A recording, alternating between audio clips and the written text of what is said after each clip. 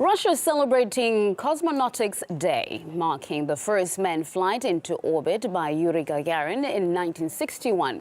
And 52 years later, the country still has a big space agenda, from building a spaceport from scratch to reviving the moon program. The details from Alexei Yaroshevsky. This now only looks like a pit dug in the middle of nowhere, but in just 2 years' time, this will become one of Russia's top priority facilities. Tucked away deep in the taiga forest in the Russian Far East, this is the construction site of Russia's brand new spaceport, the Vostochny. An ambitious project worth $10 billion.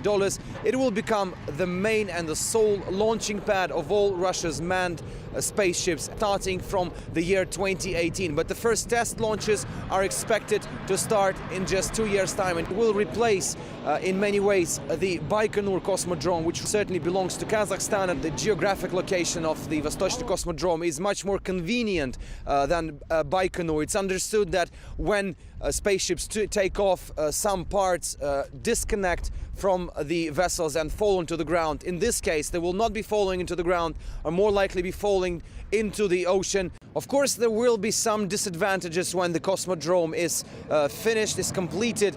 For instance, the transportation of rockets from the Moscow region to the Far East will take twice as longer than it was to the Baikonur. In many ways, even the construction, even the idea of building this Cosmodrome in the Russian Far East is already a major breakthrough for the Russian space industry. But probably the most crucial significance of this brand new Cosmodrome is that it will take an integral part in Russia's lunar program. Almost half a century since Soviet Union lost its race to conquer the moon, Russia is willing to relaunch the lunar program. We understand that by the year 2030, a manned spaceship will fly to the moon, circle its orbit, and possibly even choose a site for building an observatory on the lunar surface, which may soon be followed by other facilities like helium-5, mining shafts, and even possibly hotels if the scientists find the lunar surface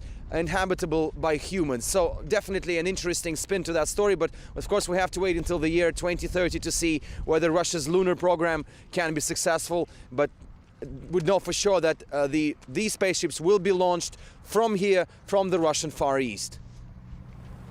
Well, those who are at the forefront of today's space missions have been getting some top-level congratulations from President Vladimir Putin.